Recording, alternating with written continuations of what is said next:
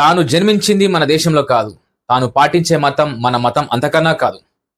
కానీ భారతదేశంలో ఉన్నటువంటి పౌరుణ్ణి పెళ్లి చేసుకున్నాననే ఒకే ఒక కారణం చేత భారత పౌరసత్వమే కాక భారతదేశంలో ఉన్నటువంటి హిందుత్వాన్ని స్వీకరించింది తాను ఎవరో కాదు, పవన్ కళ్యాణ్ సతీమణి అన్నా లెజినోవా.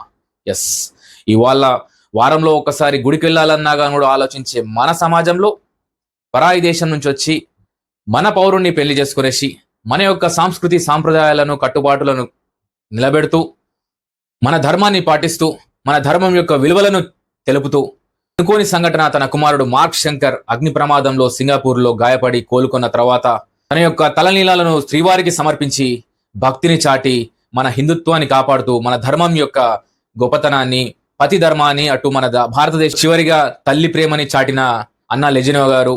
సో తల్లి ప్రేమ అంటే ఏందో చూపించిన అన్నా లెజినోవా గారు మార్క్ శంకర్ తొందరగా కోలుకోవాలని కోరుకుంటుంది లోకల్ ప్రొడక్ట్ డెవలప్మెంట్ ఆర్గనైజేషన్.